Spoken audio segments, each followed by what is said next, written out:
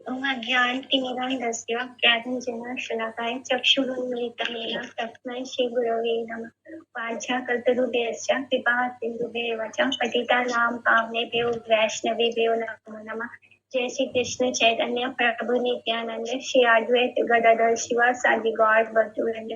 हरे कृष्णा कृष्ण कृष्ण हरे हरे, हरे राम राम राम हरे हरे। तो आगे बढ़ेंगे हम। हरे कृष्ण माता जी, दंडवत प्रणाम। प्रणाम माता जी, हरे कृष्णा। तो आगे बढ़ते हैं chapter 14 and last shloka verse 121 और उसके आगे हम करेंगे श्लोका नंबर 122 चैप्टर 14 आदि कांड। Last class was class 59। निमाई पंडित पाश कराह गमन देहु कहीं विना तुम साध्य साधन। तो लास्ट वीक हम लोग ने देखा था एक ब्राह्मण है जिनका नाम था तपन मिश्रा। तो तपन मिश्रा को जो थे उनको सारग्राही ब्राह्मण कहा गया है, यानी जो एकदम एकांतिक वैष्णव श्रेष्ठ है, यानी उनका हरे कृष्णा।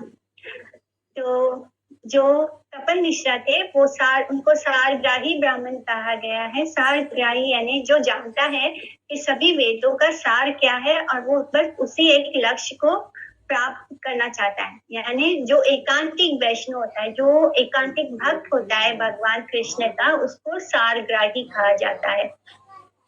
तो ऐसे ही तपन मिश्रा जो है वो सारग्राही ब्राह्मण है और जो दिन रात यही सोचते थे कि मुझे आखिर ऐसा किसका संग करूं, माने वो शुद्ध वैष्णव का संग करना चाहते थे, लेकिन वो जिस जगह पर थे, जिस स्थान पर थे, वहां पर उनको कोई ऐसा वैष्णव नहीं मिल रहा था जिसके साथ रहकर वो भक्ति कर पाए।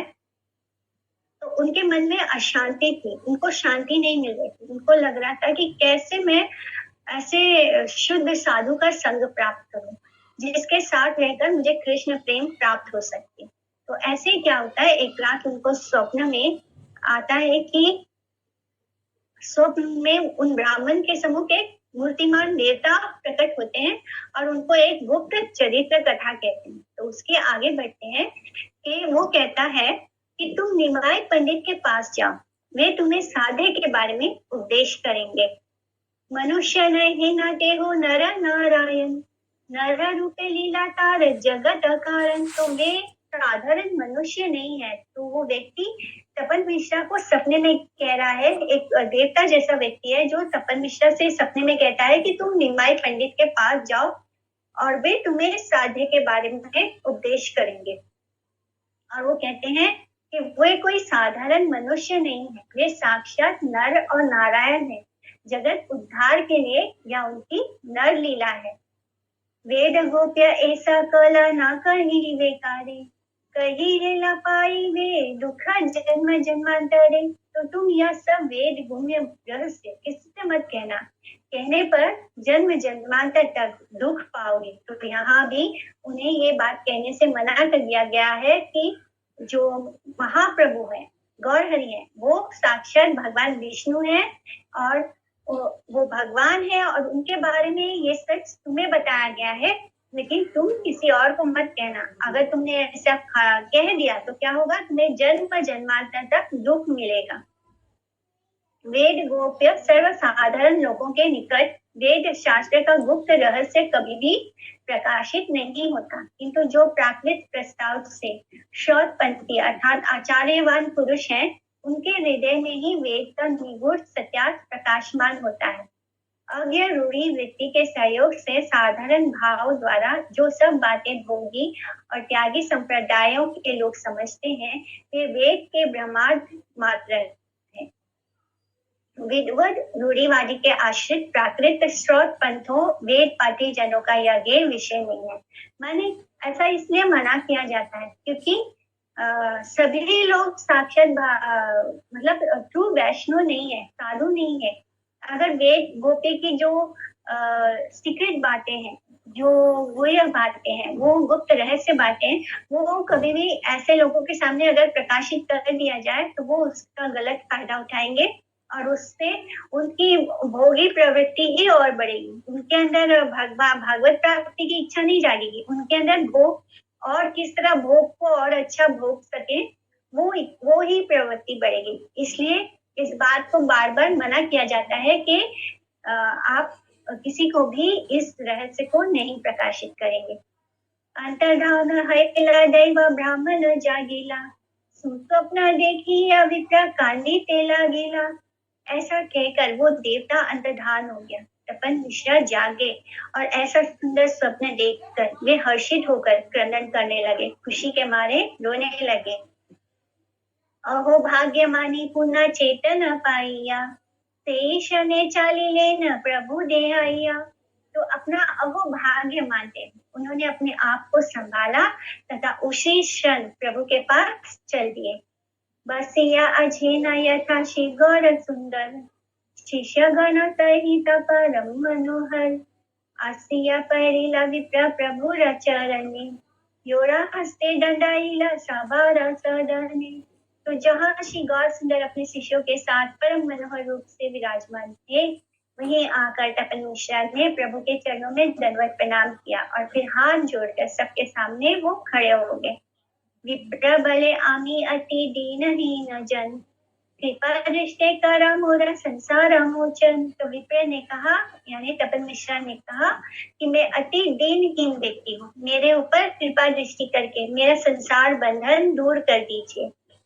साध्य साधन तत्व की छुए न जानी, कृपा करी आमा प्रति कही व अपनी। तो मैं साध्य साधन तत्व के विषय में कुछ भी नहीं जानता, आप कृपा करके मुझे उसका उपदेश कीजिए।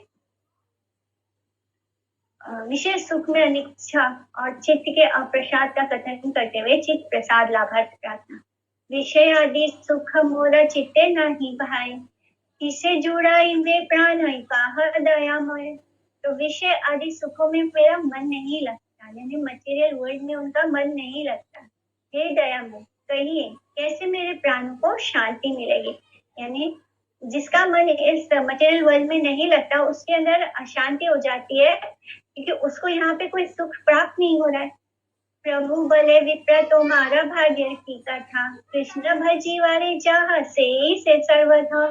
तो प्रभु ने कहा कि विप्र, तुम्हारे सौभाग्य का क्या कहना, जो तुम सब प्रकार से श्री कृष्ण भजन करना चाहते हो।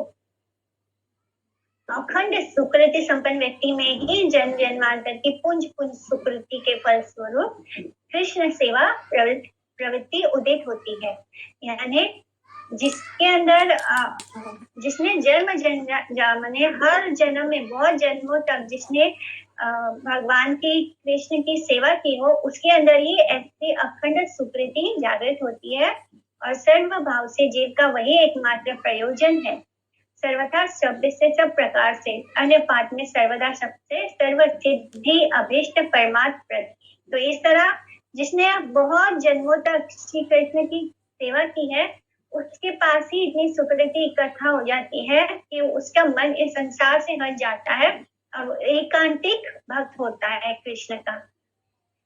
ईश्वर भजन अति दुर्गम अपार, युग धर्म सभी अच्छे करी प्रचार। तो ईश्वर का भजन अति दुर्गम और अपार है।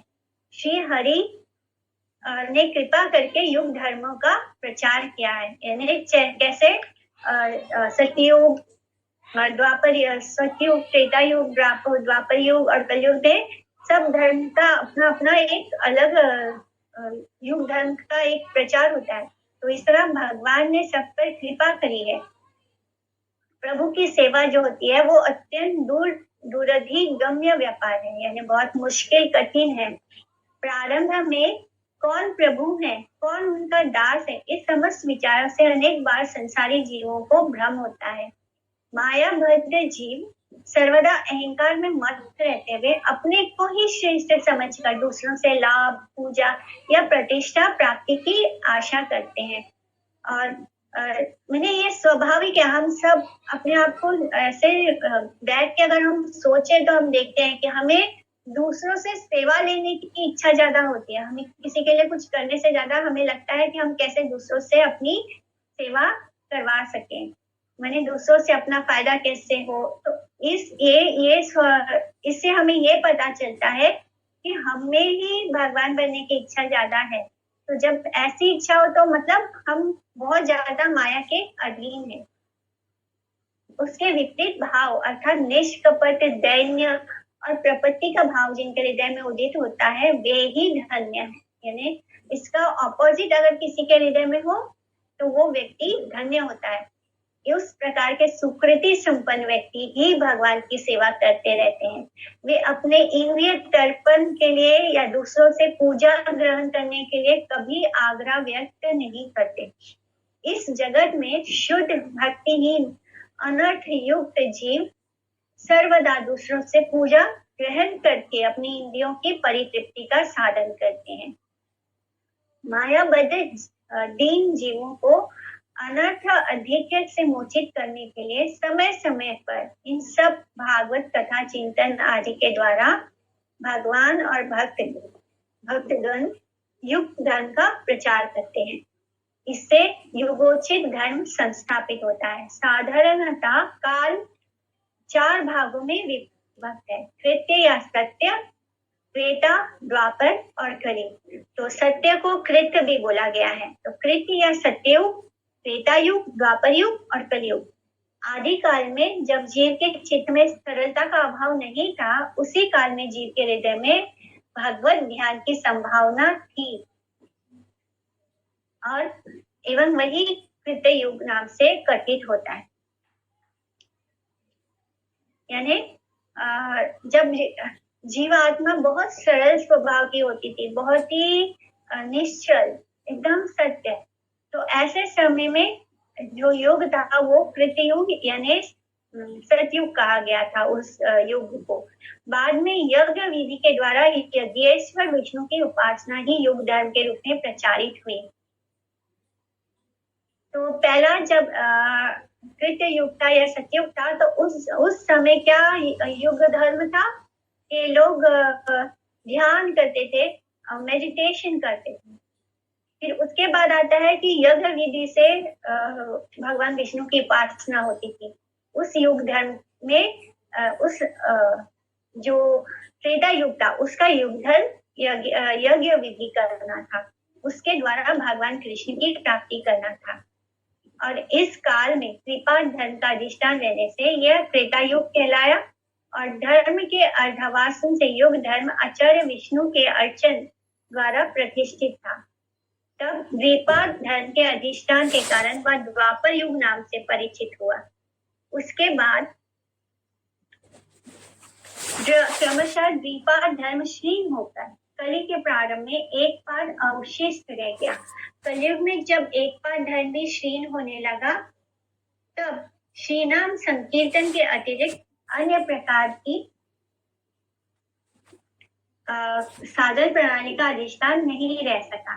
नाम संकीर्तन ही कलयुग का धर्म है। जहाँ पर कृष्ण नाम के प्रचार का अभाव है उस स्थान पर ही प्रचार रहित निर्जन भजन द्वारा अर्चना आदि वहां में अनुष्ठान द्वारा यज्ञ विधि एवं फिर निर्जन भजन चेष्टा द्वारा ज्ञान स्मरण आदि की प्रक्रिया है। भगवान श्री कृष्ण चैतन्य ने तीनों प्राज्ञ युगों की तीनों साधन प्रणालियों की अपेक्षा नाम संकीर्तन का ही प्राधान्य संस्थापित किया है। जो कृष्ण संकीर्तन की महिमा अस्वीकार करते हैं तो समझना होगा कि उनके निकट शुद्ध भागवत भक्ति की चर्चा प्रचारित नहीं है। तो इस कलयुग का जो युग धर्म है वो क्या है? नाम संकीर्तन। इसी का प्रचार श्री गौरहरि ने किया है। चारि युगे चारि धर्म राखी क्षिति तले, स्वधर्म स्थापिय प्रभु निज स्थाने चले। तो भूतल पर 4 युगों में 4 धर्मों का संस्थापन कर श्री कृष्ण अपने नित्य लोक को चले गए। परित्राणाय साधूनां विनाशाय च दुष्कृतां, धर्म संस्थापनार्थाय संभवामि युगे युगे। तो भगवत गीता का ये श्लोक यानी जब जब इस धरती पर बुरी शक्तियों का बढ़ जाती है, तब भगवान धर्म की स्थापना करने के लिए और साधुओं की रक्षा करने के लिए हर युग में आते हैं। आसन वर्णाश्रयोहस्य गृहणतो अनुभूयं तनु शुक्लो रक्तस्तथा पीत इदानीं कृष्णतां गतम्। तो ये श्रीमद् भागवतम का श्लोक है कि यादवों के पुरोहित महर्षि गर्ग वसुदेव द्वारा प्रेरित होकर व्रज के नंदालय में आए हैं और नंद जी से तत्काल प्राप्त करने के बाद उनकी प्रार्थना और अपनी इच्छा की पूर्ति के लिए गुप्त रूप में राम और कृष्ण दोनों के नामकरण आदि द्विजाति संस्कार प्रदान करके दोनों के तत्व कीर्तन द्वारा प्रथमता बलराम के नामकरण का कारण व्याख्यात करके फिर कृष्ण के नाम का हेतु वर्णन कर रहे हैं।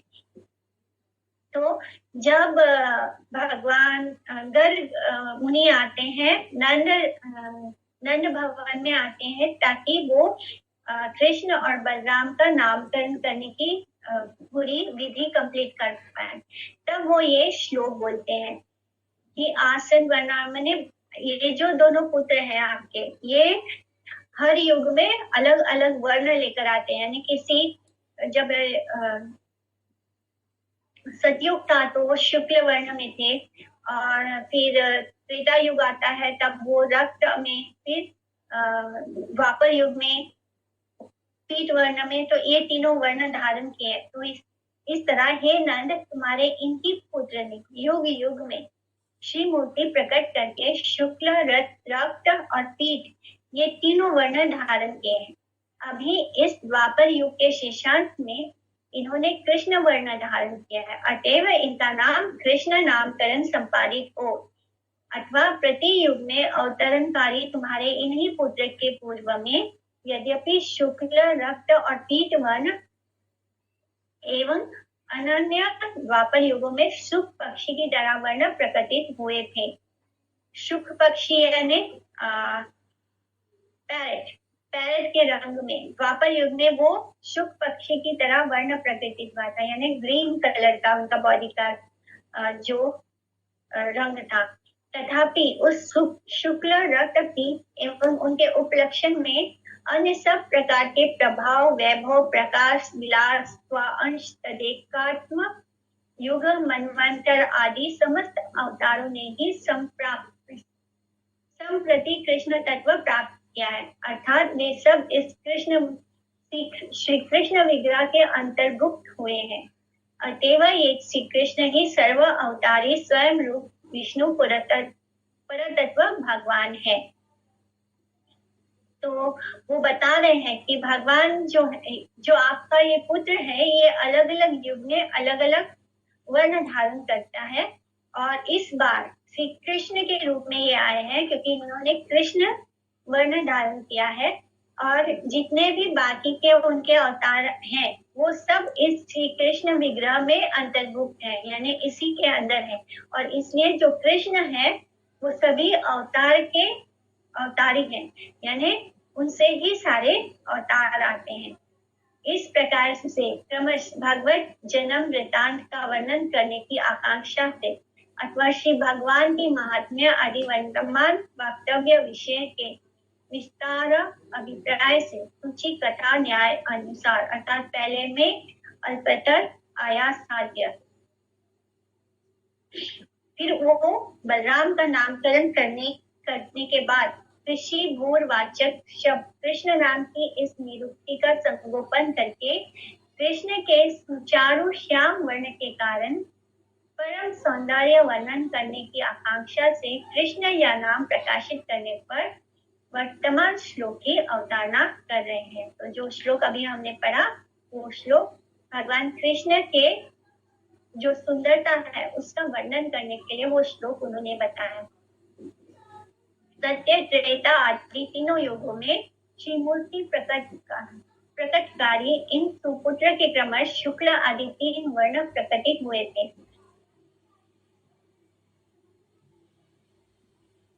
इस श्लोक में इस प्रकार अर्थ भी हो सकता है कि बारंबार मूर्ति ग्रहणकारी तुम्हारे इन सुपुत्र के शुक्ल आदि तीन वर्ण ही प्रकटित थे। अभी तुम्हारे पुत्र स्वरूप से ये जगन मनोहर श्याम वर्ण हुए हैं इत्यादि वाक्य भी श्री नंद महाराज के संतोष के निमित्त ही कथित हुए हैं। इस प्रकार से विभिन्न अवतार बलि के नाम और रूप की विचित्रता के कारण ये कृष्ण नाम से प्रकट हुए हैं। इस प्रकार अर्थ भी देखने योग्य है। प्रति युग में इस बालक रूपी भगवान के 3 वर्ण प्रकटित थे, यथा शुक्ल, रक्त इत्यादि। किंतु अब भी शरीर ग्रहण द्वारा अर्थात अवतार प्राकट्य द्वारा तुम्हारे पुत्र विषय में ये ही कृष्णत्व या साक्षात नारायण रूप है, अर्थात रूप गुण आदि के द्वारा इनकी समानता प्राप्त हुई है। यानी ये नारायण रूप नारायण की तरह है। परवर्ती 19वें श्लोक में ये गुणों में नारायण के समान है, इस प्रकार के भाव से उपसंहार किया जाएगा। इस प्रकार से क्रमश भगवान के जन्म वृतांत वर्णन की आकांक्षा से श्री बलदेव के नाम समूह व्यक्त करके श्री कृष्ण के नाम समूह प्रकाशित करने की मांग प्रसंग से वर्तमान श्लोक की अवतारणा कर रहे हैं। युग युग में बारंबार शरीर ग्रहणकारी इन बालक रूपी भगवान के शुक्ल आदि 3 वर्ण प्रकटित थे। अभी तुम्हारे पुत्र स्वरूप से ये जगन मोहन श्याम वर्णता को प्राप्त हुए हैं। कहना यह है कि तनु ग्रहण इस स्वतंत्र भाव की उक्ति निबंधन योग प्रभाव की तरह कथित हुई। इस तरह इस बारे में बहुत डिटेल में दिया गया है, जो हमें पढ़ने से इस तरह एक बार में नहीं समझ आएगा। इसका मतलब बस इतना है कि जब गर्ग मुनि आते हैं नंद भवन में, तो वो पूरा डिटेल में उनको बताते हैं कि किस तरह ये बालक अलग अलग युग में इसके अलग अलग वर्ण थे, और अब जो ये है ये कृष्ण वर्ण में आया है और इसका स्वभाव जो है वो बिल्कुल नारायण की तरह है। तो जब गर्ग मुनि ऐसे कहकर गए थे कि ये नारायण की तरह है, तो जब जब भगवान कृष्ण ने असुरों का नाश करते हैं, असुरों को मारते हैं, तब तब पूरे गोकुल में सब यही सोचते हैं कि नंदगांव में सब यही सोचते हैं कि कृष्ण जो है इनके अंदर नारायण आ जाते हैं और फिर वो वध कर देते हैं। यानी तब भी ये सारे गोकुलवासी ये नहीं मानते कि कृष्ण जो है साक्षात भगवान है। उनके आंखों के सामने कृष्ण सबको मार रहे हैं, इतने बड़े बड़े असुरों को मार देते हैं, किंतु वो लोग ये सोचते हैं कि गर्ग मुनि ने कहा था कि ये बिल्कुल नारायण के जैसे है, इसका मतलब इनके अंदर नारायण आ जाते हैं और वो असुरों का वध करते हैं। माने हमारा लाला तो किसी को नहीं मारता, ये तो बस जो कि एक्चुअली में ट्रुथ है। कृष्ण किसी को नहीं मारते, कृष्ण के अंदर से नारायण प्रकट होते हैं और वही सब असुरों का वध करते हैं। कृष्ण जो है वो एकदम प्रेममय स्वरूप है। तो इस तरह पूरा ब्रजवासी ब्रज में कोई ये नहीं मानता कि कृष्ण भगवान है। और इस तरह उनके नामकरण के समय जो गर्ग मुनि है वो सारा डिटेल में उनको बताते हैं, लेकिन वो पूरी तरह ऐसे नहीं बोलते कि कृष्ण साक्षात भगवान है।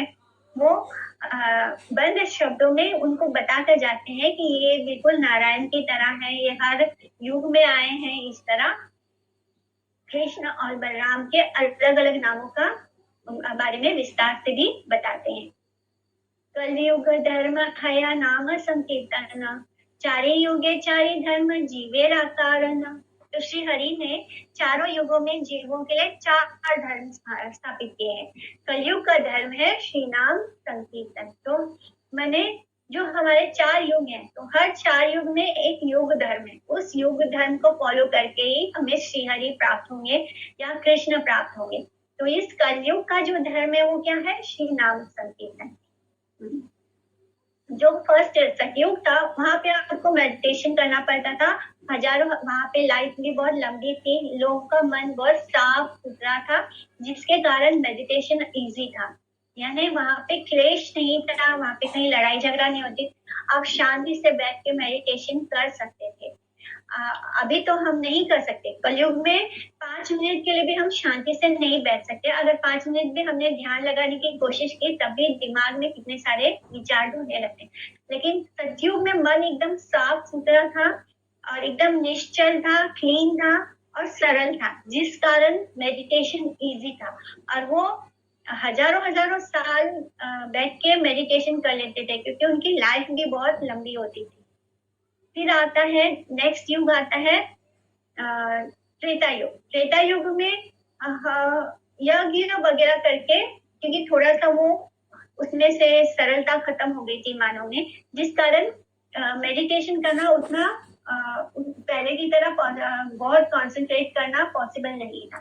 तो यज्ञ वगैरह संपन्न करा के प्रभु को प्राप्त किया जाता था। तो लेकिन वहां पे यज्ञ करने के लिए जो पुरोहित आते थे वो धरती से नहीं होते थे, वो सीधा देवता की तरफ से आते थे, और वहां से देवता लोग यानी स्वर्ग लोग से आते थे वो पुरोहित।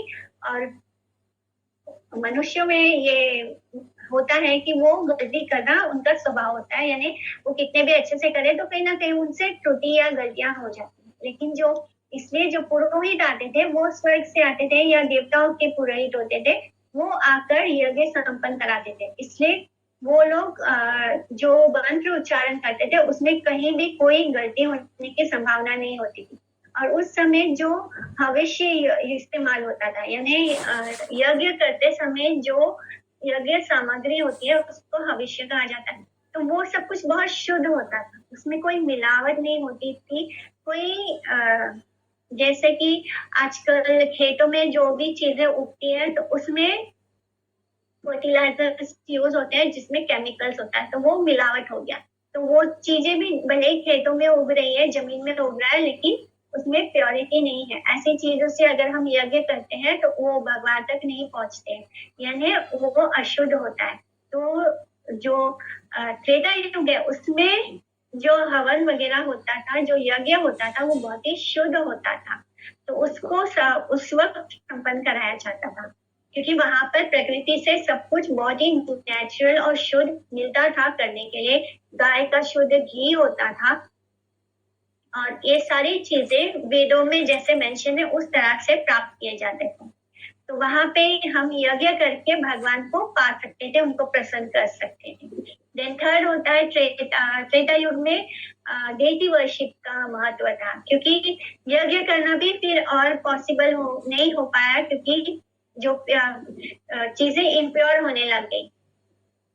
तो उन्होंने कहा कि देवती वर्शिप करेंगे तो उसका धर्म था देवती वर्शिप करना। अच्छे से पूरा दिन देवती वर्शिप किया जाता था, जिससे कि हम भगवान को पा सकते थे। तो उस समय क्या होता था कि पूरा दिन बहुत ही नियमों से, बहुत सारे नियम होते थे, उन नियमों को फॉलो करके देवती वर्शिप किया जाता था। एंड रात को एक समय भगवान साक्षात प्रकट होकर दर्शन करके देते थे। तो ये होता था देवती वर्शिप त्रेता युग में। लेकिन अब कलयुग में ये भी नहीं होता। कलयुग कलमशा है, यानी यहाँ पे बहुत लड़ाई झगड़ा युद्ध होगा, और लाइफ बहुत छोटी हो चुकी है। हमारे पास हम 5 मिनट मेडिटेशन नहीं कर सकते, तो हम हजारों साल का तो मेडिटेशन दूर है, तो वो पॉसिबल नहीं है। यज्ञ करने के लिए प्योर हर्ब्स कहाँ से लेकर आएंगे? हर्ब्स तो फिर भी हम कैसे करके उगा लेंगे। तब भी हमारे पास ऐसा कोई पुरोहित नहीं है जो हमें शुद्ध उच्चारण के साथ हमारा यज्ञ संपन्न करवा सके। तो जब तक शुद्ध पुरोहित के शुद्ध मंत्र नहीं हो तो वो यज्ञ हवन बस ऐसे धुआं होता है, शुद्ध लगता है सब कुछ। क्योंकि जो हर्ब्स जलते हैं तो उससे वातावरण थोड़ा शुद्ध हो जाता है, किंतु वो यज्ञ का जो लक्ष्य है वो हासिल नहीं होता। यज्ञ तभी उसका लक्ष्य हासिल होगा जब हम जो मंत्र बोलते हैं वो शुद्ध हो। तो वो अब इस कलयुग में पॉसिबल नहीं है, हमारे उच्चारण भी सही नहीं है। तो मंत्र कैसे सही होंगे? हम किसी चीज को कंठस्थ नहीं कर सकते, हम बाहर नहीं कर सकते। हम एक श्लोक का बाहर करने में अगर किसी दिन आज हमने बाहर कर लिया, अगर 10 दिन के बाद हमसे पूछा जाए तो हमको याद नहीं आएगा, तो हमारी मेमोरी भी बहुत अच्छी नहीं है। तो ये सब चीजें इस कलयुग में पॉसिबल नहीं है। यहाँ पे एक मोमेंट में लड़ाई झगड़ा शुरू हो जाता है, जो अभी भी हम देख रहे हैं कि किस तरह वॉर्स हो रहे हैं। तो ये सब कुछ इस कलयुग में किसी का मन शुद्ध नहीं है। लोग मैंने लेडीज आजकल अपने हस्बैंड को मार रहे हैं, तो मन कितना गंदा हो गया है, हृदय कितना गंदा हो गया है कि कहीं भी कोई आचार विचार सब अशुद्ध हो चुके हैं। तो ऐसे में भगवान ने हमको बहुत ही सिंपल तरीका दिया है। कलयुग में हमारे पास सबसे बेस्ट तरीका दिया है कलयुग को, कि हमें सिर्फ नाम बोलना है, हरि नाम लेना है, और हरि नाम से हमें हमारी सर्व सिद्धि हो जाएगी, हमारा मेडिटेशन हो जाएगा, हमारा यज्ञ संपन्न हो जाएगा, हमारी डेटी वर्शिप हो जाएगी। यानी ये तीन जो कठिन तरीके थे भगवान को पाने के, ये तीनों हमारे हरि नाम से हो जाएंगे। तो इसलिए कलयुग का जो धर्म है वो है हरि नाम संकीर्तन। यतो विष्णु त्रेतायाम यजतो मखे द्वापरे परिचर्यायम कालो तद हरि कीर्तनात्। तो अभी जो मैंने एक्सप्लेन किया वही है इस श्लोका में, कि कली के ये श्लोका श्रीमद् भागवतम से है। तो कली के महादोष समूह का किस समय से भगवान विनाश करते हैं। परीक्षित के इस प्रश्न के उत्तर में सुखदेव गोस्वामी ने कली में महादोष रहने पर भी उसके इस एकमात्र महागुण की कथा का वर्णन किया था। यानी कि कलयुग में बहुत दोष है, लेकिन कलयुग में सबसे आसान तरीके से हम भगवान को पा सकते हैं, जो कि और किसी युग में पॉसिबल था ही नहीं। हर युग में बहुत कष्ट करना पड़ता था, बहुत साल लगते थे, तब जाके भगवत प्राप्ति होती थी। लेकिन कलयुग में बहुत बुराइयां हैं, लोग बहुत बुरे हो गए हैं, तब भी इसमें एक सबसे अच्छा तरीका, एक महान गुण क्या है कलयुग का, कि हमें भगवान को प्राप्त करने में कोई कठिनाई नहीं है। हमें सिर्फ भगवान का नाम लेने से हम उसको प्राप्त कर सकते हैं। भगवान का नाम हर युग में श्रेष्ठ था, लेकिन हर युग का धर्म हरि नाम कीर्तन नहीं था। तो उनको बहुत ऐसा, जब कोई मेडिटेशन में होता है तब भी वो भगवान का नाम ले रहा होता है, लेकिन बहुत साल लगते थे भगवत प्राप्ति में। कोई यज्ञ कर रहा है तभी वो भगवान का नाम ले रहा है, लेकिन बहुत नियम होते थे, बहुत लंबा यज्ञ चलता था, बहुत दिनों तक चलता था। फिर त्रेता युग में बहुत कठिन से, बहुत नियमों के अनुसार भगवान की पूजा अर्चना होती थी। तो भगवत प्राप्ति बहुत कठिन था बाकी के 3 युगों, लेकिन इस कलयुग में भगवान का नाम है। कलयुग में भगवान श्री हरि के कीर्तन के प्रभाव से वो सब फल प्राप्त हो जाएंगे, जो हमें मेडिटेशन से, यज्ञ करने से और डेटी वर्शिप करने से प्राप्त होता है। अतएव कलियुगे नाम यज्ञ सार आर को न धर्म कैले नहीं है अपार। इसलिए कलयुग में नाम यज्ञ ही सार है, और किसी धर्म का पालन करने से उद्धार नहीं होता। तो यहाँ भगवान स्वयं बोल रहे हैं कि और कुछ भी करोगे तो उससे हमारा उद्धार नहीं होगा। इस कलयुग में केवल नाम यज्ञ ही सार है। 4 युगों में भिन्न भिन्न अभिधेय कीर्तित हुए हैं। कलयुग में साधन वर्णन में कृष्ण नाम यज्ञ का ही उत्कर्ष प्रदर्शित होता है। तो कलयुग में जब हम हरे कृष्ण महामंत्र का जप करते हैं तब उसको ही यज्ञ कहा गया है। रात्रि दिन नाम लय खाईते शुईते ताहर महिमा वेदी नहीं पारे दीते। तो जो रात दिन खाते पीते सोते जागते श्री नाम ही लेते हैं, उनकी महिमा वेद में भी नहीं कह सकते, वेद भी नहीं कह सकता। यानी भगवान स्वयं हमको बोल रहे हैं, गौर हरि स्वयं हमको बोल रहे हैं कि जब ये लाइन जब हम पढ़ते हैं तब हम समझ पाते हैं कि हमें नाम जपने कोई नियम नहीं। जब हम खा रहे हैं, हम रात को सो रहे हैं, दिन में उठ रहे हैं, रात दिन नाम ले सकते हैं। खाते सुईते, खाते सुईते यानी खाते हुए भी भगवान का नाम ले सकते हैं, सोते हुए भी भगवान का नाम ले सकते हैं।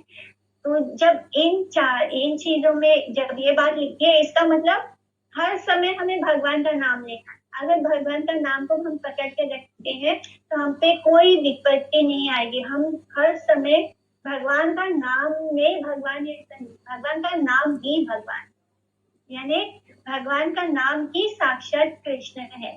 तो उनका नाम हमें बस लेते रहना है, चाहे हम खा रहे हो, चाहे हम सो रहे हो, चाहे हम पी रहे हो, चाहे हम दिन में हो, रात में हो, किसी भी समय हो। कोई नियम नहीं है, बस नाम लेते रहना है।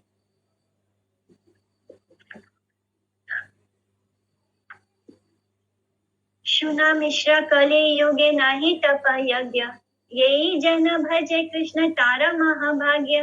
तो वो कहते हैं गौरहरि के हे मिश्र सुनो, कलयुग में, यानी तपन मिश्रा को बोल रहे हैं कि सुनो, कलयुग में तप और यज्ञ का विधान नहीं है। जो व्यक्ति श्री कृष्ण नाम का भजन करता है वही महाभाग्यवान है। ज्ञान, कर्म आदि प्राकृत अभिधेयों के अतिरिक्त सतयुग के ध्यान, त्रेता युग के यज्ञ और द्वापर युग के अर्चन आदि अभेद समूह के अनुशीलन में सुफल उत्पन्न करने की पक्ष में कलयुग में बहुत अंतराय वर्तमान है। इसलिए अतवे अभिन्न श्री कृष्ण के श्री नाम आश्रय में जो निरंतर हरि भजन करते हैं उन जैसा महाभाग्यवान और कोई नहीं है। तो जो निरंतर भगवान हरि का नाम ले रहा है उसको महाभाग्यवान कहा गया है, और उसके जैसा महाभाग्यवान और कोई नहीं है। अतएव गृह तुम्हें कृष्ण भजा गया, कुटी नाटी परिहारी एकांत हरिया। इसलिए तुम कुटी नाटिक का परित्याग करके घर जाकर एकांत मन में से श्री कृष्ण का भजन करो। तो हे तपन मिश्र, तुम गृहस्थ आश्रम में वास करके कृष्ण की सेवा करो। तो भगवान नहीं कह रहे कि तुम घर छोड़ दो, परिवार छोड़ दो। भगवान कहते हैं कि तुम गृहस्थ आश्रम में ही रहो और कृष्ण की सेवा करो। कु शब्द से निषिद्धाचार, ना शब्द से भी वही कहा गया है। कापट्य नाते ही कुटी नाते है। कूटनीति जैसे कि लोग करते हैं नॉर्मली, पॉलिटिक्स जिसको हम बोलते हैं, लोग घर में रहते हैं तो अगर बड़ा परिवार है तो आपस में पॉलिटिक्स करने लगते हैं, ऑफिस जाओ तो वहां पॉलिटिक्स होता है। तो इस चीज को हमें छोड़ना है, कूटनीति को हमें छोड़ना है। अर्थात हमें धर्म, अर्थ, काम और मोक्ष इन चतुर्वर्गीय कैट वचन तुष्टिय को पुरुषार्थ का प्रयोजन समझकर जो समुदाय साधन कल्पित होता है उनका अनुशीलन करने की दुर्वासना का परित्याग करके, यानी जो नॉर्मली क्या लोग करते हैं, धर्म, अर्थ, काम और मोक्ष प्राप्ति के लिए कहा, इसको ही भक्ति समझते हैं, जो कि हमें परित्याग करना, इस मार्ग पे नहीं चलना।